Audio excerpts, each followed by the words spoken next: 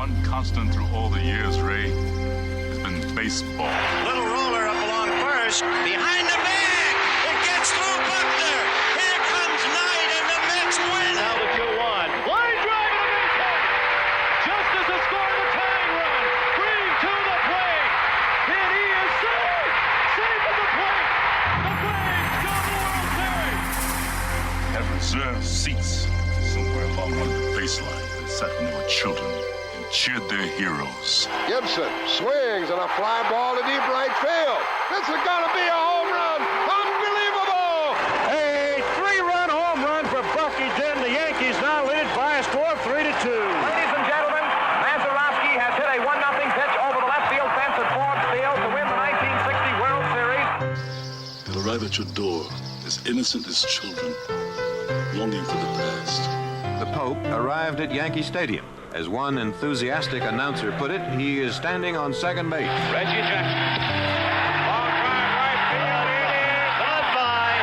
Big World Series for Reggie. The Blue Jays are World Series champions as Joe Carter hits a 3-run home run. Bracket throws. There's a left back. It's going to be, I believe, the Giants from the pennant. The Giants from the pennant. The Giants from the pennant. The 0-1 pitch. A liner off Nagy's glove into center field. The Florida Marlins have won the World Series.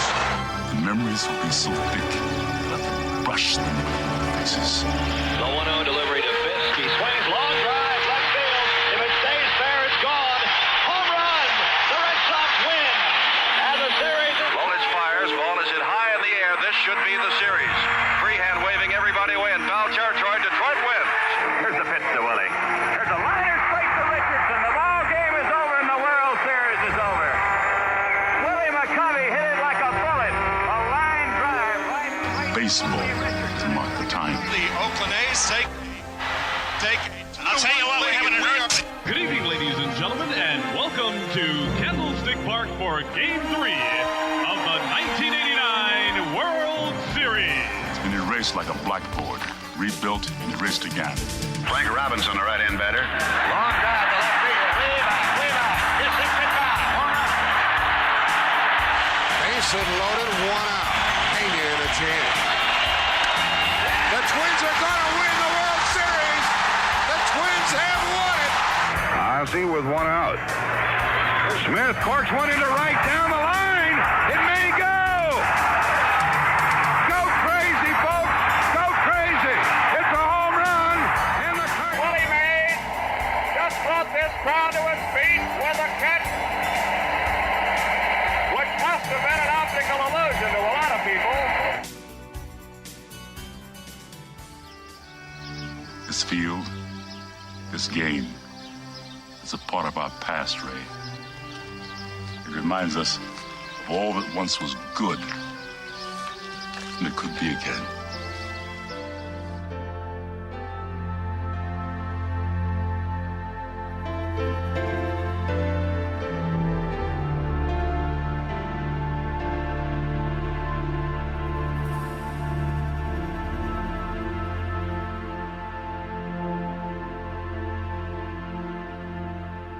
Broadcasted live.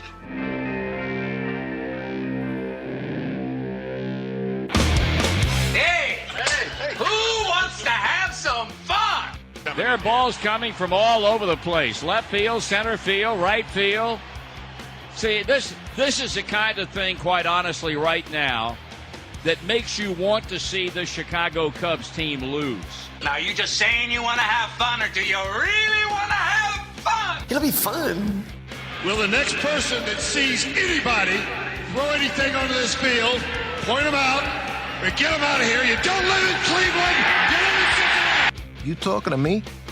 You talking to me? That is the farthest thing in the universe from the truth. Hello, everyone, live. It's the Dan Scott Show. And right there is your host, Dan Scott. And good morning, everybody. Welcome to the Monday edition of the Dan Scott Show. Good to have you with us I'm the guy whose name is on the billboard. That way I never forget the name of the show or my own name. Again, it's kind of like the modern-day version of maybe your mother sewing your name into your underwear before you go off to camp, as if that was going to be an issue. But any event, you could tell that this week is just going to start slow and taper off, man. If you use a underwear camp joke right out of the gates. How you doing? I hope that you had a great weekend. I hope that your Monday is off to a good start. If it is, we'll try not to do anything to mess it up. If it's not, maybe we can provide you with a bit of a lift. And if nothing else happens, one thing we try to make sure that happens every day is that we learn something we did not know by the time the show is done, and normally it starts right here.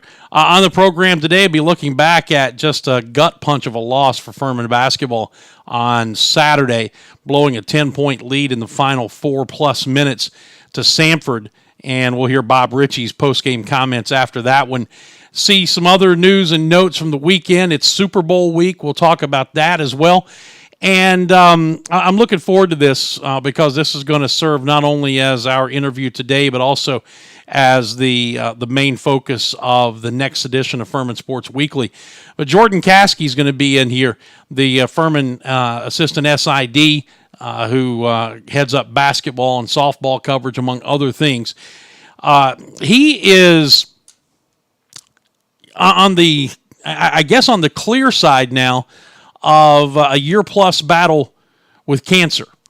And Jordan's going to come in and he's going to tell his story. We're going to take the focus off of the actual games and teams and sports realm for a moment, and we're going to inject a little real-life stuff here and let him tell his story. He has shared some things with us over the past, but I don't know that he has sat down and really told the entire story start to finish or start to where we are now anyway. So I'm looking forward to that with Jordan Caskey coming up at 10:25 this morning. So again, kind of going off the beaten path a little bit as we we get caught up in the wins and losses, and that's fine. That's what we do as fans. That's what we do as broadcasters. Certainly, it's what coaches and players do.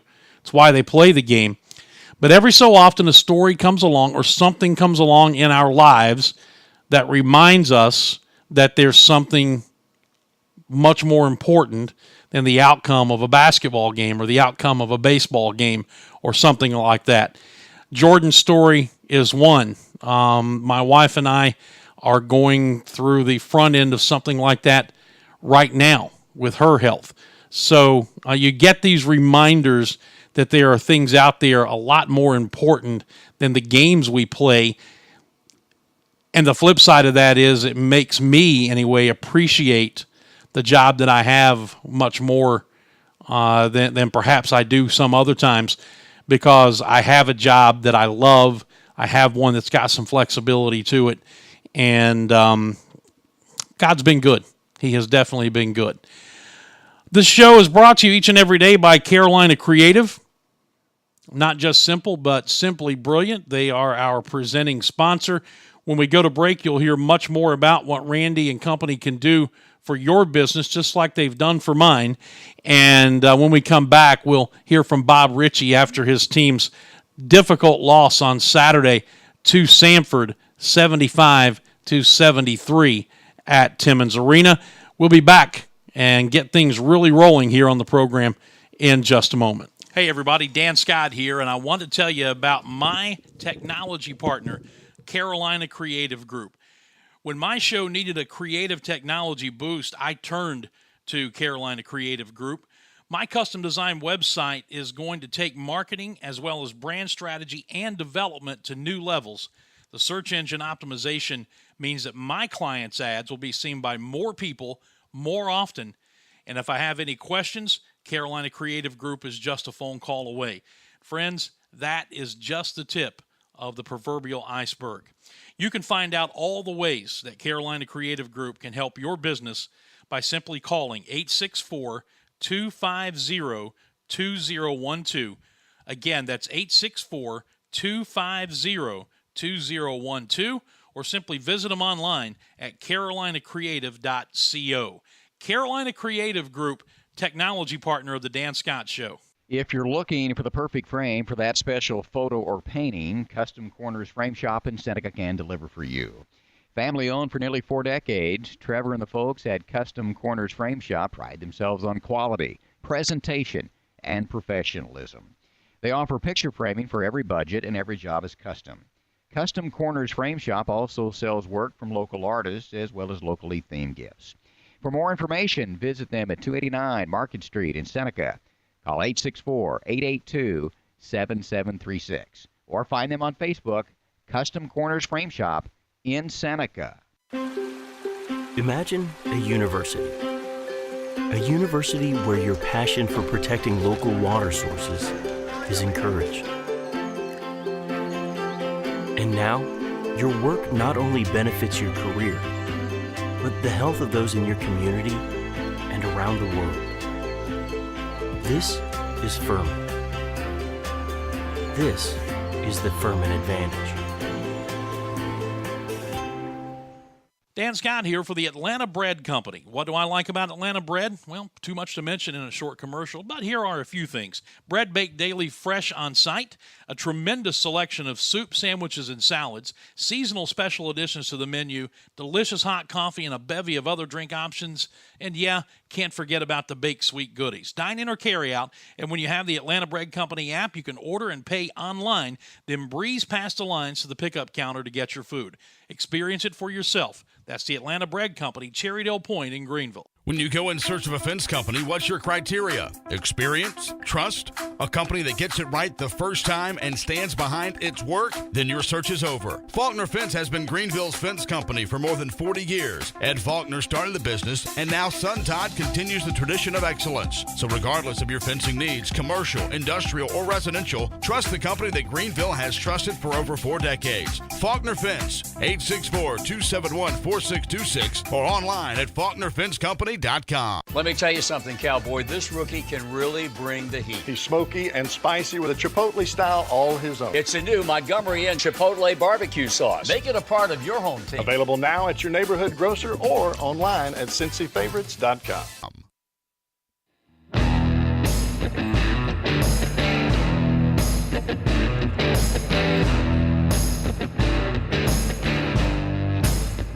All right, we are back. It is the Monday edition of the program. I am your host, Dan Scott. Good to be with you. You know, after Furman had dropped a couple of tough road games, you get back to Timmons Arena where they had not lost this season, and on Thursday took care of business in a very methodical, workmanlike win by 13 points over Chattanooga, a team that had kind of quietly gone 5-2 to begin league play. Furman never trailed in that game on Thursday. And you get into Saturday, and you knew you had a high-octane Samford team coming in that had just lost an overtime thriller on Thursday night, 107-106 at Wofford. And you also knew that they had 5 starters averaging double figures. And then after that, their depth really dropped off significantly. And for all intents and purposes, it looked like the script was going to play out kind of like you thought it might, although maybe not Furman getting off to the slow start and having the sluggish first half they did.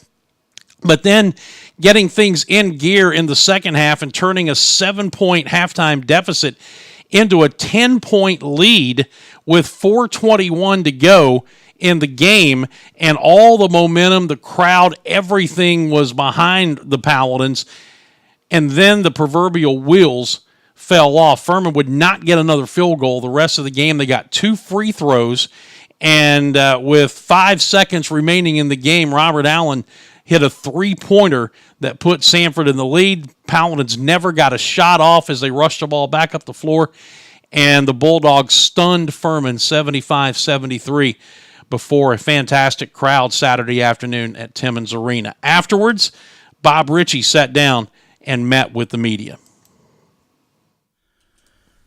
All right, tough one, but you got to give Samford their credit. I thought they played with great energy, and I thought they came out the aggressor in the first half of the game for sure. And, I thought we came out of halftime and played the game the right way and had a really good 15, 16 minutes there. And then, it fell apart at the seams in those last 4 minutes. And so, that's the way the game goes. You got to close games. You got to be precise in your details late. And, we just had about 4 or 5 things that, you just in close games like that versus good teams, you got to make sure that those plays are made. And when you can control them, when you can't control them, the other team makes a play, then it's on them. But you got to be tight and you got to execute. And, we just had a lot of things that were in our control. I felt like that we didn't do a good job controlling. And like I said, you got to give them credit. They made some clutch shots late, and they stayed in it. They kept fighting, and they found a way to get it done. I will say this, before I take questions. I know the easy headline could be to say that, hey, Jordan struggled down the stretch, okay? And I hope that's not reported or said, because we're not back in that game if Jordan doesn't come out and play the defense he played those 17 minutes in that second half. And I want everybody to understand, like, I know he's the one that stepped on the end line, and I know he had the backcourt violation, and I know and he missed the front end, but please don't sit there and try to put this one on him, because if he doesn't guard, we couldn't guard Sharkey in the first half, okay? Like, nobody could. So we tried Jordan on him. And Jordan's intensity and his defense, that's what turned that game around. Also with Matt Rafferty's and some other guys. But we didn't have the right collective mentality defensively tonight, and that's on me, okay? But he did, and I was proud of him for that. And there's a multitude of reasons why we didn't get this done. And if he doesn't do what he does on the defensive end of the floor, we're not even in a position to win the game. When you go up 10, obviously 3-point shooting is a pro for this team. I mean, for you guys, and it got you back in the game, got you the 10-point lead. But when you're up 10 with less than 4 minutes to play, were you kind of disappointed in the shot selection in the final 4 minutes? You're watching it, and those are what we practice. It's kind of what we do, and so I thought we had 3 looks to push it to 13, and I didn't think any of them were necessarily bad looks, so it's one of those things where if you make it and you push a lead to 13, then all of a sudden we're probably sitting here pretty happy right now, and that's what we practice. That's what we do. I mean, we got 2 offensive rebound kickouts for wide open threes.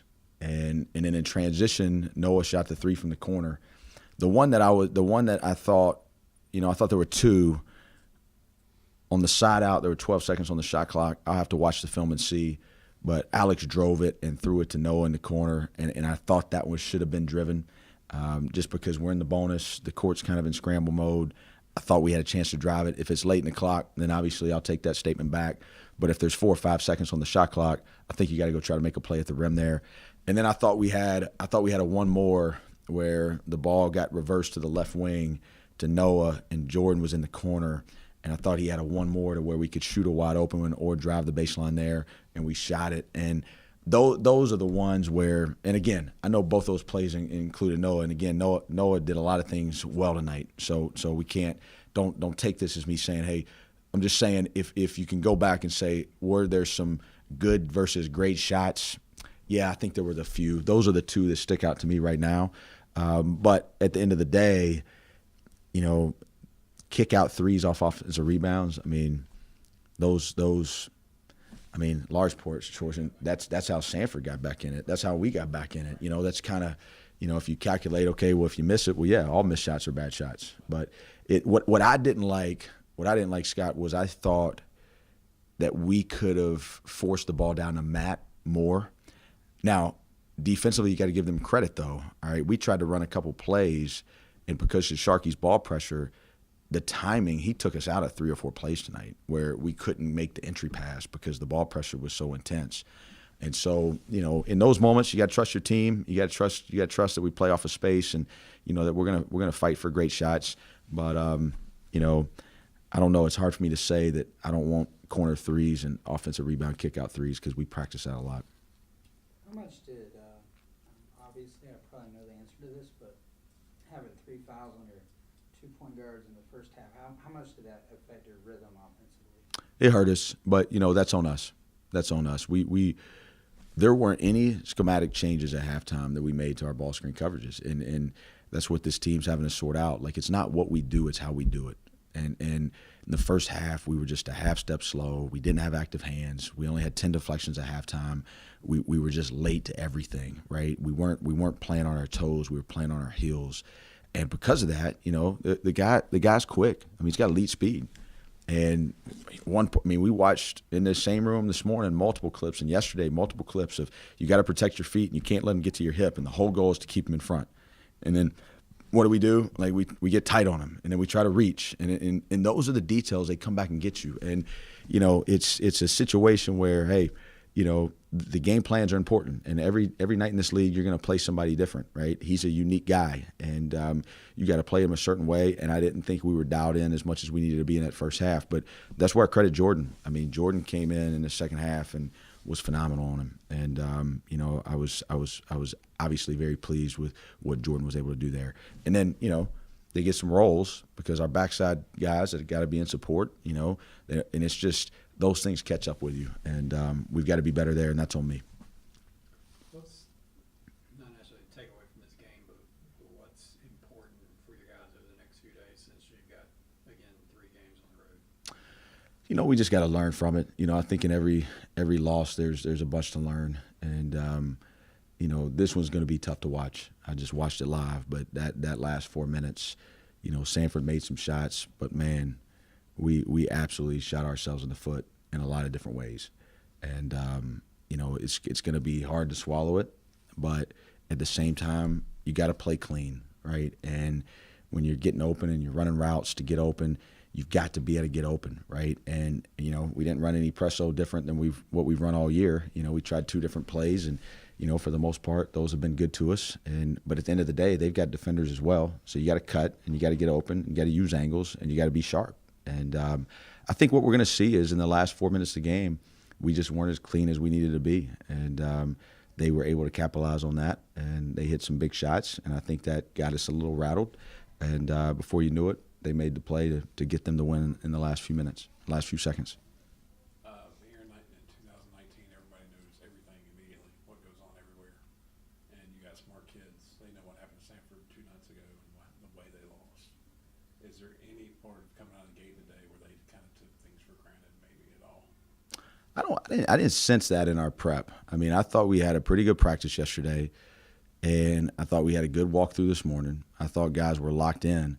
I was actually quite surprised out on the court that we looked as flat as we did defensively, and you know, I do give our guys credit that we went to halftime and we regrouped and, you know, started to play like we're accustomed to seeing our guys play. But you know, I gotta look at that, and I gotta figure out the last 48 hours. You know, what did we do different? You know, why did we? I felt like that was one of our flatter halves of the year, and you know, and some of that, again, like I said, Sanford did a good job pressuring us, and especially at the point spot. But I didn't think we were sharp. And so was that due that I didn't hear or sense any of that. You know what I mean? I just think that it's one of those things that we're in the grind of the season, and we got a really, really good league, and those guys are capable of beating anybody, right? I mean, we know that. And so we had to be at our best today, and unfortunately we weren't consistently. We had some really good stretches. Wasn't all bad out there, but we weren't consistently good enough to where we needed what we needed to be today, especially at the start and the finish of the game. Thank you. All right, so that was Bob Ritchie and his post-game comments after the 75-73 loss to Sanford on Saturday evening. Paladins back on the road for a pair of games coming up this week at the Citadel on Thursday night and Saturday at Mercer down in beautiful, Macon, Georgia. When we come back, as I said, going to go off the beaten path and turn to some real life stuff and hopefully provide a little bit of an uplift for you this morning as Jordan Caskey joins us on the other side.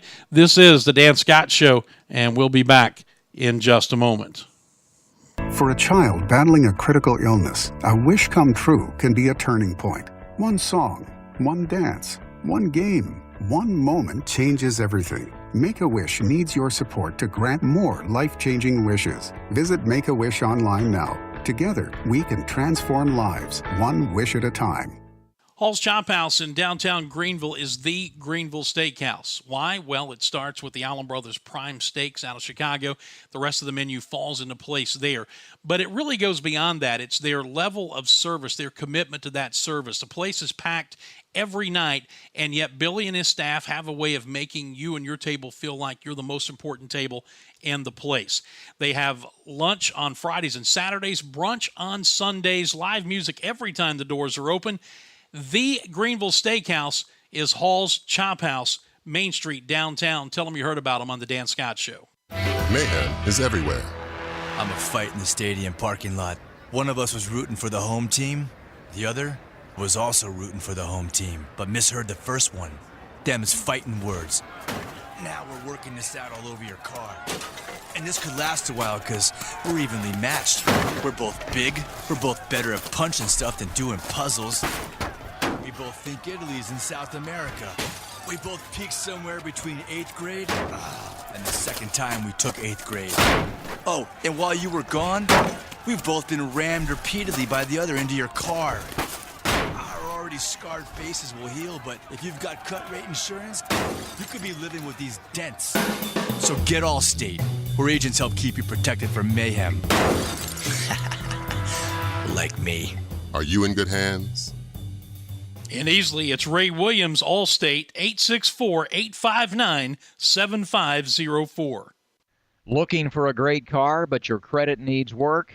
Premier Automotivations is a professional referral service motivated to help you drive a car you love while rebuilding your credit.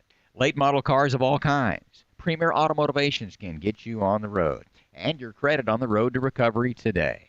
Serving all of upstate South Carolina, it's Premier Automotivations. Call Sherry today at 864-722-3785 or email cricketgravely@gmail.com. Go the Distance Performance Coaching offers individualized coaching for distance runners of all ability levels, beginner to seasoned runner, and exists to help you achieve your running goals. All training plans are custom built, tailor-made just for you based on your experience, current fitness level, injury history, and goals. You're going to receive expert coaching from Hall of Fame runner Brock Bailey, and Coach Brock is ready to help you go the distance. You can find out everything you need to know about Go the Distance Performance Coaching and Brock Bailey at the website gocoach.run. Gocoach.run. That's Go the Distance Performance Coaching.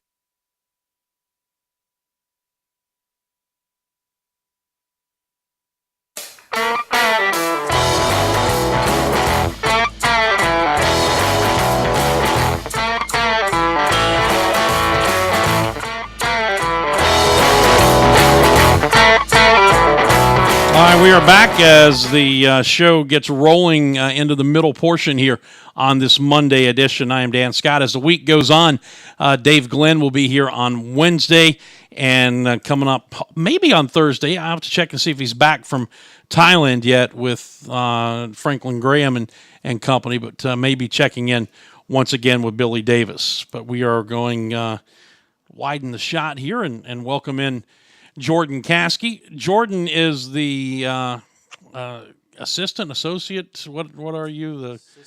Hang on a second. Let's do this. Yeah, there. Now you can hear me? Yes. Assistant athletic director for sports information. Right. One of Hunter Reed's lackeys. Right. That's basically. Right. That's basically it. Yeah. As I mentioned in the setup,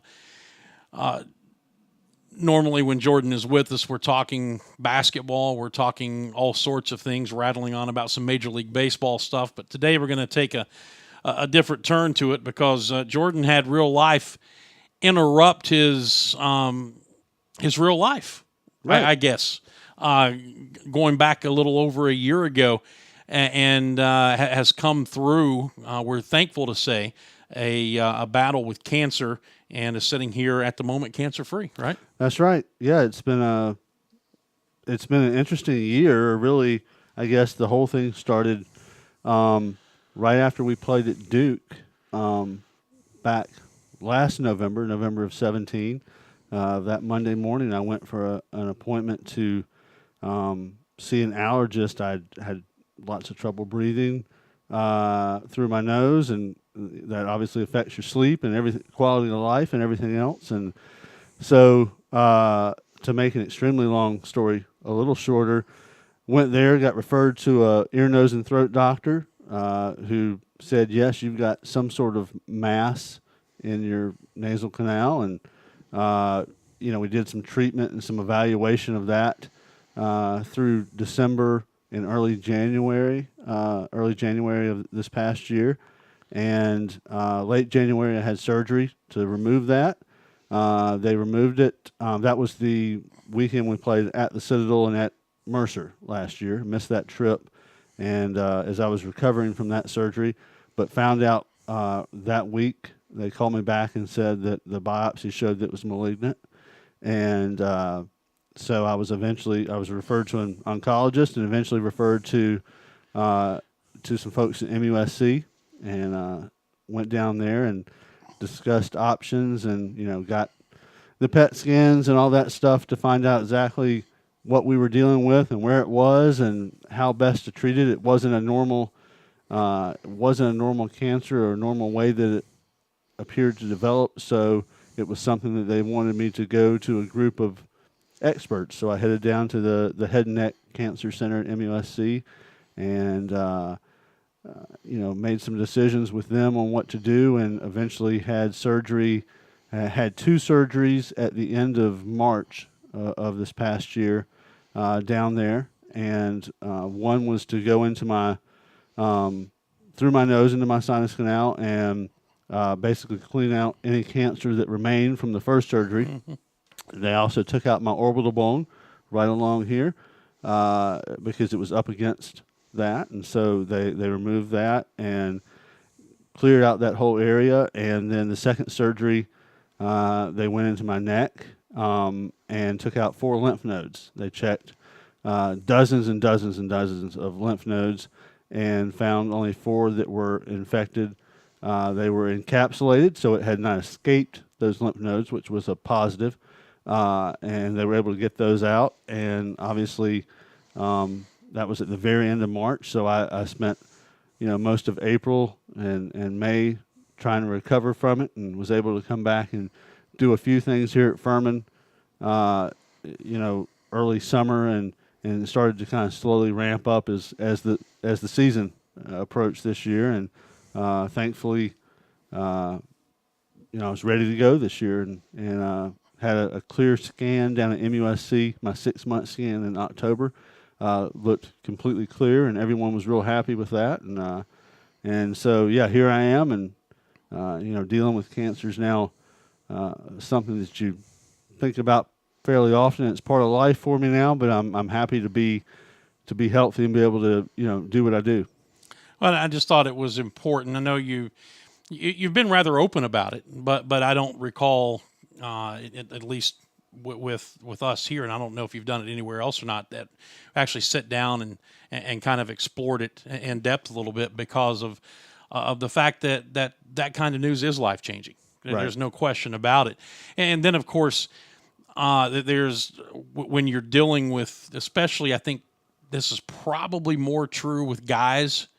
When somebody has been going through something like that, and then he shows back up for work, the gallows humor kicks in, which I think it just and much less severe things in my past. That's as therapeutic as just about anything. I remember telling you after your neck surgery that you were 2 bolts short of being a Frankenstein monster. Right. So, but it had to feel good to kind of get back into the mix again.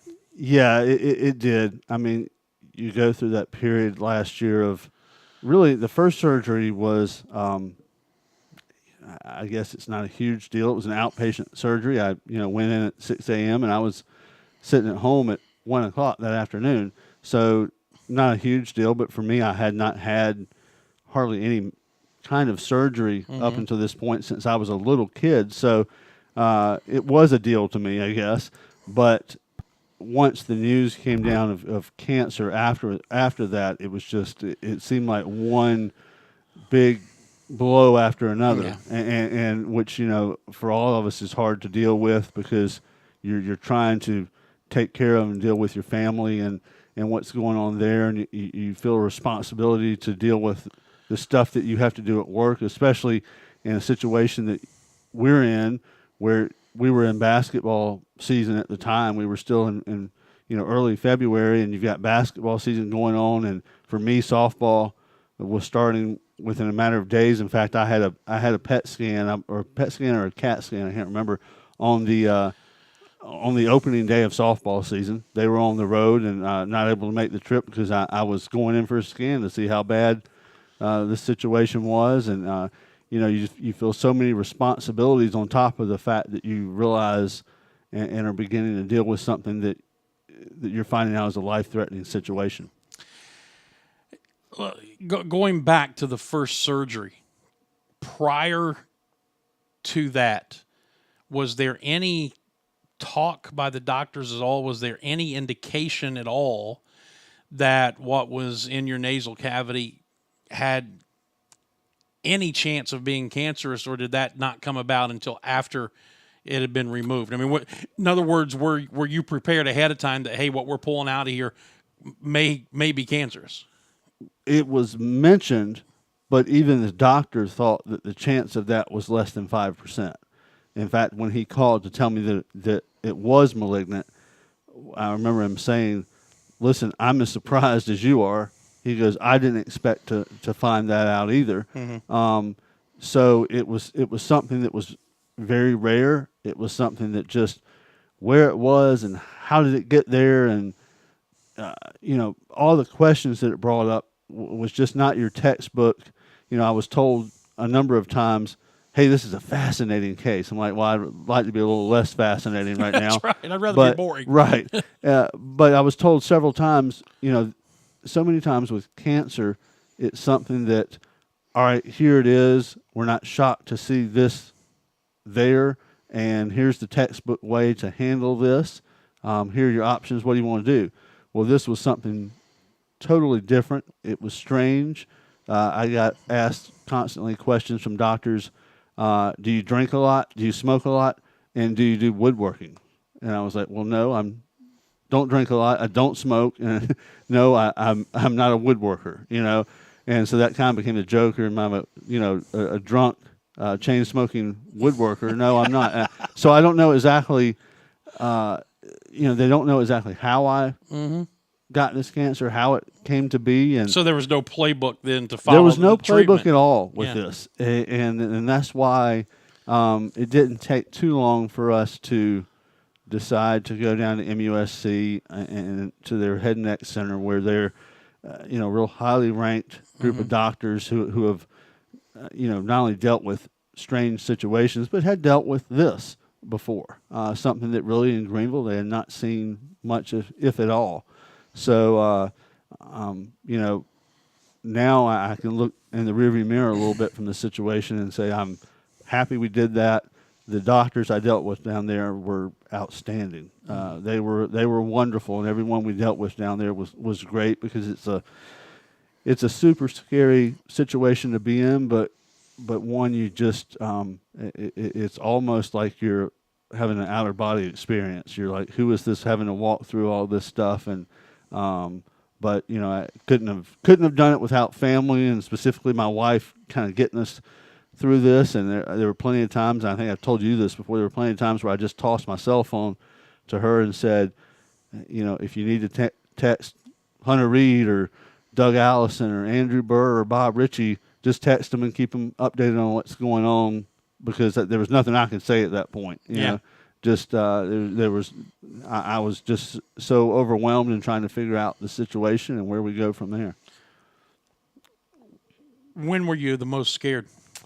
I was devastated when I first heard that I had cancer, but probably the scariest part was the discussions of your options of treatment, because you're looking at having to do something that you don't know 100% if it's going to work or not, and it's devastating to you whether it does or not. Right. I guess, and so as you're hearing those options, and you're having to make a decision on something you know nothing about, it's tough because, and we were presented with a lot of different options, and we just felt like the best thing would be just to have surgery, go in and get it out, first of all, and we'll just see where it takes us from there. And that's what we did. We went in, we got it out, and,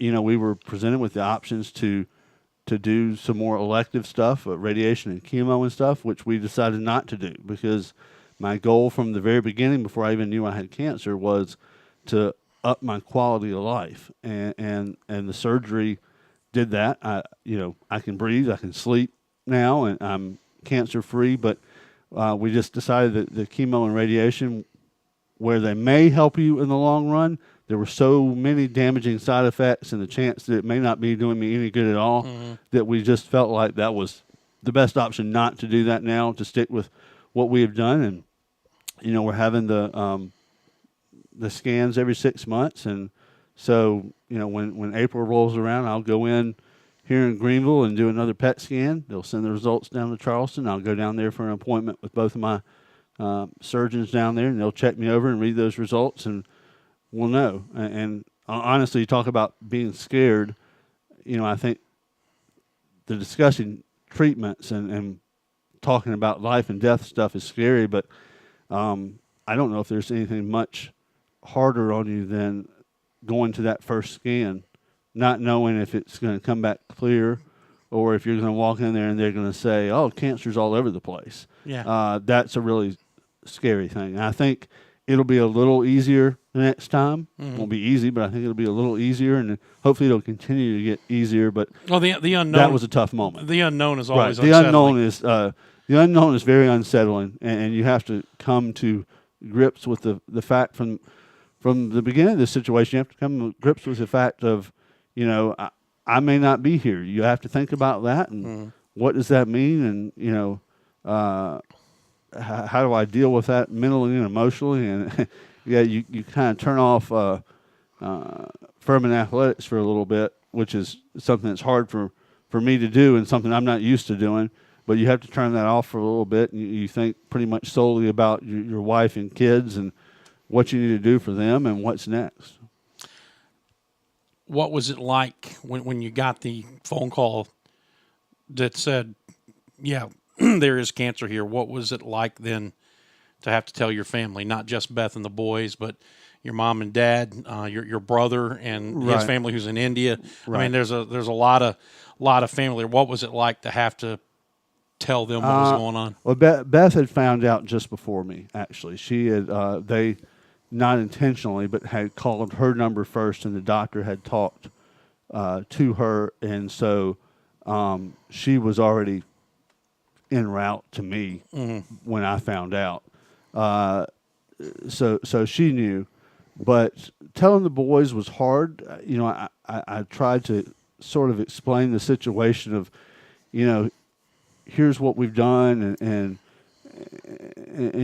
here's what we've accomplished, and the doctors were looking at this and this, and I think it may have been William that just said, it's cancerous, isn't it? And I said, yeah, it is, and he asked, how do you feel? And I said, we just pray about it and leave it up to God, and trust that He's leading the doctors and leading us to the right decisions. And once I said, hey, I'm okay because that's what we're going to do, he just kind of took the mindset of, okay, that's what we'll do. I'm not going to worry about it if you're telling me not to worry about it.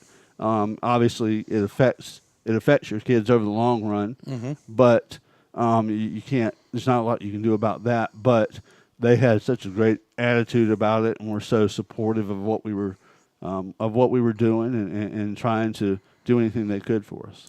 You kind of led into where I was going to go next when you mentioned leaving it up to God. You and I both share the Christian faith, and at times we are tested.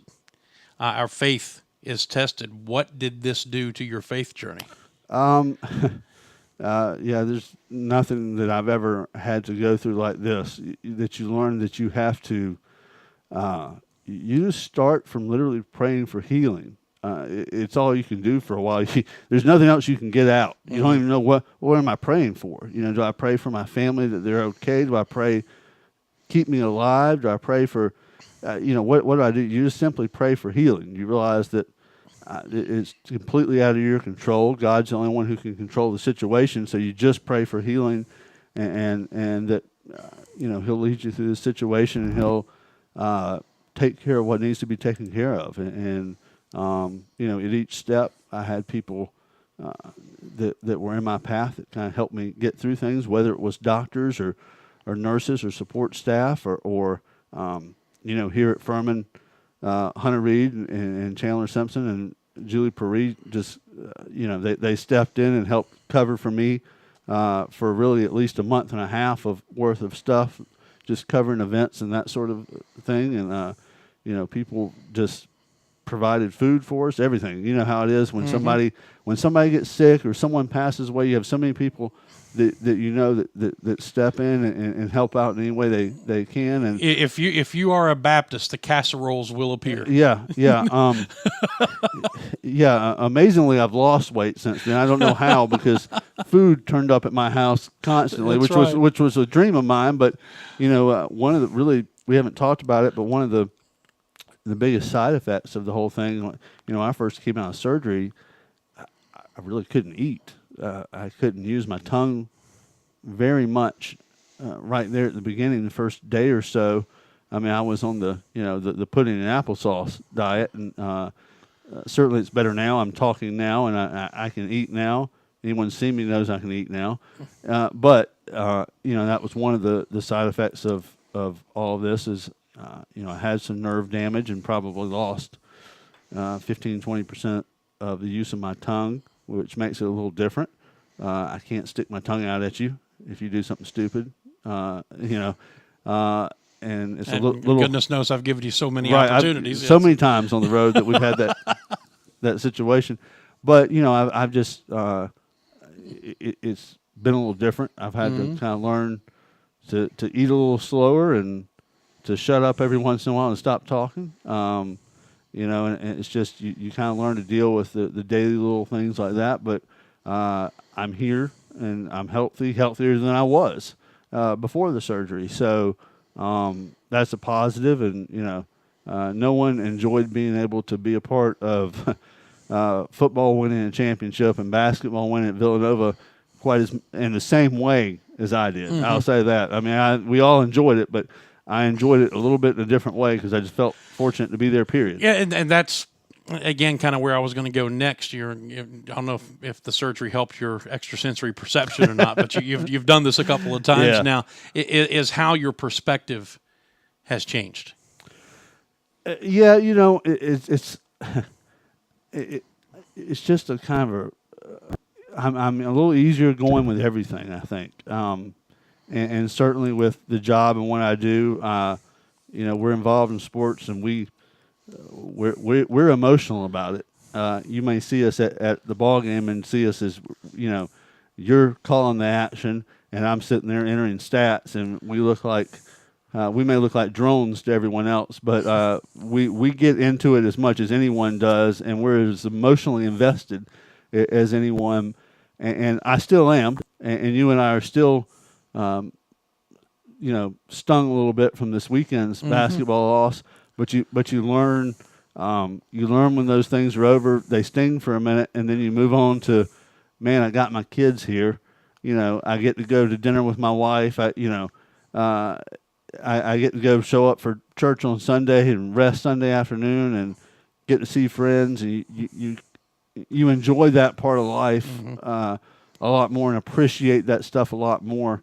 I love every victory we get and everything, but it just puts it in perspective for you. It puts what goes on here in perspective and work and everything else. Well, life has a way, as I said at the beginning of the show, life has a way of reminding us from time to time that as much as we enjoy the games, as much as we get invested in the games, as much as the games have in one way or another an effect on our paychecks, that they're still games, and that life will find a way to remind you from time to time that there's something far more important out there than the outcome of a basketball game or a baseball game, football, whatever the case may be. And now you've walked through that fire, and you've come out the other side, as you said, healthier than when you went in, and God willing, it's going to stay that way.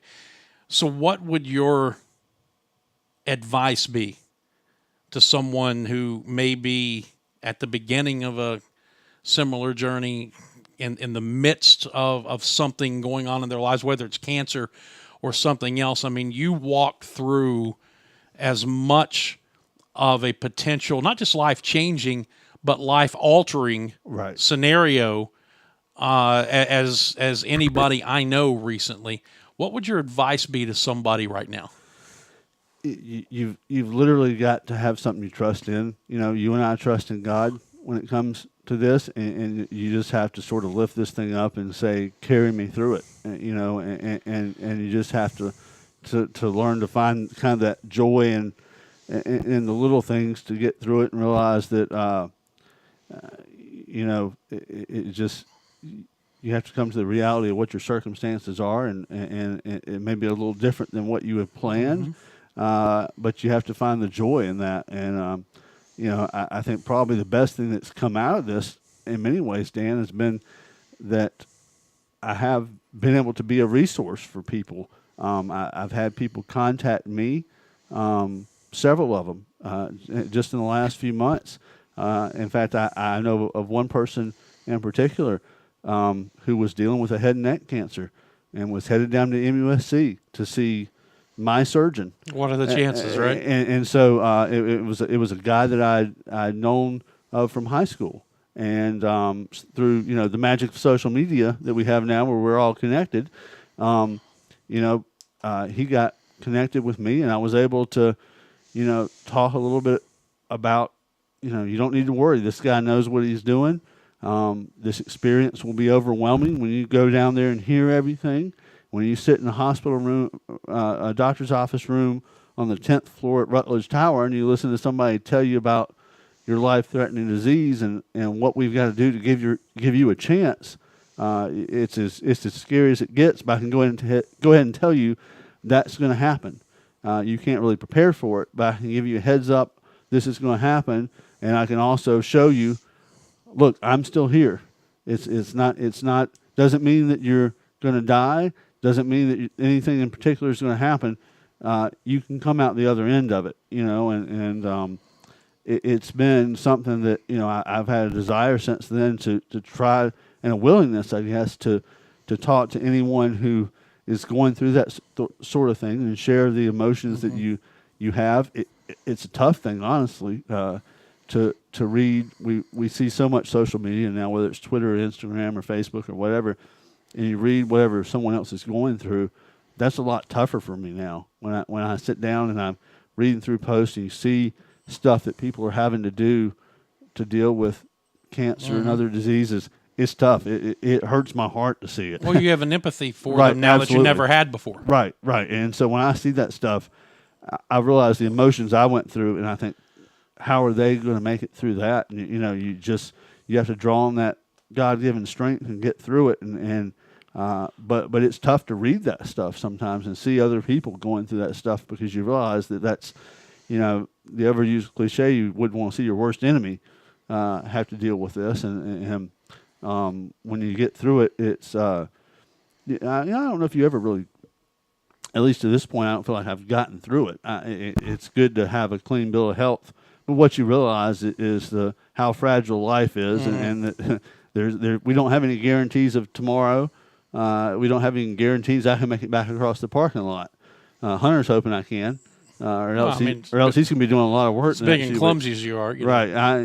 We'll hope I'll make it over there. Maybe that's the reason we ought to have a sports information golf cart that I could drive back and forth. But it was just, there are no guarantees, and so that's something that we all know that.